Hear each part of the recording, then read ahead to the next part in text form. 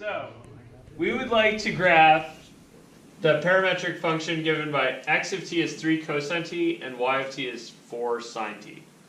And then figure out what shape this is. So, one thing you could do is you could think to yourself a little bit like polar. Here's a t and here's an x. Right? Yeah, sure. Okay, so what does 3 cosine t look like? Principally, it looks like a cosine. So cosine looks like this, right? Between 0 and 2 pi. And it has an altitude adjustment, right? Really, it was multiplied by 3. Okay, so there's what your x function looks like as a function of t. What does your y function look like as a function of t? And really, I should put arrows on these. Those continue, right? What does y look like as a function of t? Looks like sine. It looks like sine. So Imagine that. sine looks like this, right? 2 pi's here. And on that one, the altitude adjustment was 4 instead of 3.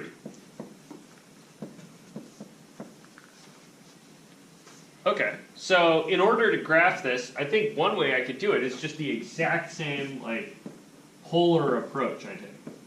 Like here's x, there's y. And you could plot some points, you know, like 6-year-old. Or whenever they teach graphing. Okay. Right? Like, where are both of these when t is 0? I see 1 and 0. You see that? Like, I'm making one of these tables, right? When t is 0, one of them's at 3, one of them's at 0. So when t is 0, x is 3, and y is 0. And then when t is, where's the next interesting spot on these? It's pi over 2. Pi over 2 seems like the next interesting spot. So when t is pi over 2, x is 0, y is 4. Okay, so those I can plot, right? I go over 3 units, make a dot. That's at t is 0, right? And then for the second one I go up 4 units, dot. That's at t is pi over 2. And somehow, things happened that got me between this dot here and that dot there. What happened? A line, a curved line. See, x went Down. down slowly at first, then speeding up. Right? So we went slowly and then getting faster coming in. And then the y's went up fast and slowed down. Right? So you're going kind of this way and speeding up, and that way and slowing down. It would be like, So that would be like, right? Right? Like your y's are going up quickly, the x's are going down slowly, and then at the end there, right? Your x's are changing pretty fast, and your y's are changing pretty slow. Is there no in-betweens that we could do to like... We certainly could hit some in-betweens. Yeah, so if we wanted some in-betweens, we could plot like, I don't know, what are your favorite 3 angles? pi over 8. Pi over 6. I'm gonna be like, I'd probably do pi over 6, pi over 4, and pi over 3, right? Because those are the ones I can get right off the top of my head. pi over 8, pi over 8. And yeah, you can get some values for these, and they'll give you some dots. So they'll give you a dot here, and a dot there, give or take. I'm happy that you're really confident about that. People say, what?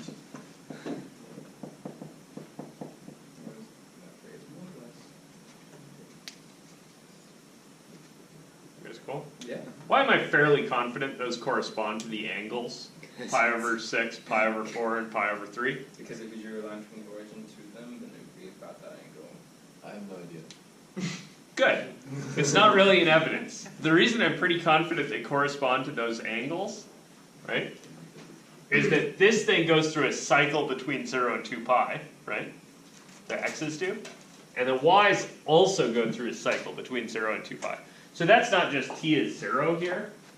That's t is 2 pi, and t is 4 pi, and t is 6 pi, right? And that's really just, frankly, too much of a coincidence. Right? So what about the rest of like the graph? Are we supposed to do one? Yeah, so we can do the rest of the graph, right? So if we do, alright, where's your next interesting spot? Pi. 3 pi halves. Maybe pi or 3 pi halves, both of those are good choices. So if I do pi, at pi the y is 0 and the x is -3. -3. So that's t is pi over there. That feels a lot like the angle 2, right? Okay, next one, at 3 pi over 2, your x is 0 and your y is -4. -4. So that's down here. C is 3 pi over 2. And then we could reason our way through connecting these. It's an ellipse. It's an ellipse. So it's an oval. And which way does it go? Counterclockwise. Yeah. So you could totally recognize that the amplitudes are 3 and 4.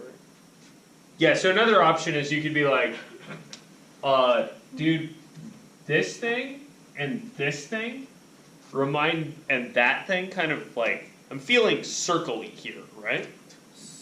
So I might go look at like, okay, there's a thing I know about circles. Cosine squared of t plus sine squared of t, It's 1. that's 1, right? Like, that's the Pythagorean identity, right? That's always 1, regardless of what t is. This one has 3's and 4's on it, right? Yeah. And sine is y. So this is like x, but without the 3, and that's like y, but without the 4. So if I kind of thought about this as 3 squared cosine squared of t over 3 squared, But yeah, cancels out. and 4 squared over 4 squared? But like that's the same Pythagorean identity, right? It's like identical. And that's x and that's y, well, squared, right? So this whole thing boils down to x squared over 3 squared plus y squared over 4 squared is 1. That's a circle. That's a frickin' ellipse. Cool, at least this is on an ellipse. It's not necessarily an evidence that it's all of the ellipse, but that would tell me it's all of the ellipse. So the combination of two trigonometric wave functions is an ellipse? Is that what just happened? Yeah, basically we figured out, or, sorry, basically is a bad word here. Literally. One thing we figured out here is that you can parametrize an ellipse by running through a cosine and a sine with some amplitude changes. In the same way that I At can, the same time? yeah, so I can go around a circle, right, by running a cosine and a sine with no amplitude change. Right. But as soon Right. as Right, you that's add- just me exploiting polar coordinates. right. But And it's so an ellipse is it So an ellipse is like a circle except the radii aren't consistent, right? Yep. That's So you exactly. put one radius on the cosine and the other radius on the sine. And it's modified by the amplitude change. Yeah. So, So what any- if you changed vertical shift? that'd be 3 cosine t plus. If you added something to this, then it Oh, would just be up. Wait, oh, it Or they down. they would just raise the ellipse. If you added the same one, but if you added different ones, then would it add the average? I don't know. so the x one's only going to move it sideways, right? If you add one to the So cosine. you, Like if you did x of t is 3 cosine t plus 1, Uh-huh. that's going to change all the x's, right? It's just going to take that whole picture and move it in the x's. Okay, and then if you change it for If the you side version. add something to the y, it's going to, Okay, so it's just gonna be like, whoop. yeah. Okay. Will So the it's axis still be That's pretty opposite? simple. so it's a fixed. If you have different amplitudes and it's a fixed ellipse, you're just moving around. If Yep. you have different Yeah, so if you add an h and a k here, that'll be an ellipse of minor axis 3, major axis Oh. 4, centered at whatever the Because it would be hk x was. squared plus something or y squared plus something. Yeah, this is. Is it wrong just to think, like, when I initially did this, I didn't do any of that, and I thought, I was just thinking 3 and 4 are the values of a and b, and like, I was looking at the picture of the ellipse that you gave us with the x axis Major and minor. equaling like plus or minus 3, and the y plus or minus 4, and I literally just drew that. Okay, so you intuited the answer, Yeah. right? Because you saw the sine and the cosine and you were like, that feels ellipsy to me. Yeah, That's totally fine. okay. The one thing that I really need from a polar graph, or from a graph like this, is when I give you the graph, or when I give you the problem graph of parametric equation, I expect to see these orientation arrows on there, right? Okay.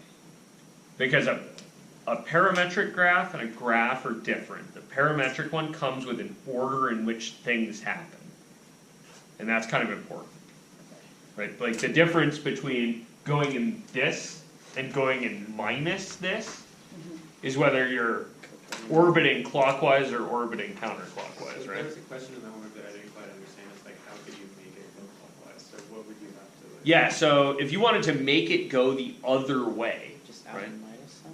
you need to add kind of. Kind of, I knew there was a catch. So if you want to make it go the other way, right? So I want to make it go that way. I could really think about that as just the same curve but happening backwards, right? So, So you want to make time run backwards. minus y squared. So just minus t. Yeah, so put minus t into Minus everything. t. Right, so if you want to make this run backwards, you'd let x of t be 3 cosine t of, 3 cosine of minus t, and Minus. y of t be 4, the sine of minus t. And then you could exploit even and odd here, right? And notice, okay, well the x is still the same, right? That's 3 cosine t. And the y is just minus 4 sine t. Really? Okay, so. Right, because you still want the x's to go kind of left to right. You just want the y's to go down instead of going up off the bat. So you just need to flip the y function over. So that's it. Just, You guys see that? The easy way to think about that is to make time run backwards. For me at least. The easy way, just defy all of the laws of physics and make time go back. That's not a law of physics. What is it then? A law of Nature. nature. The fact that time runs forward, I have no idea why that happens. No one does. It's an open question. It's a really weird open question too. Like, what if you were pushed in one of the other directions? How weird would that be? Like, what if you were just always pushed left? Or up? Up would really suck. Just for clarity. You don't want to know about up. But if you were pushed up, maybe time wouldn't run backwards, and then you could, So parametric functions. like, maybe you could run time forwards and backwards, and everything would be fine. Because On to his next time runs forward because of diffusion. Okay, cool.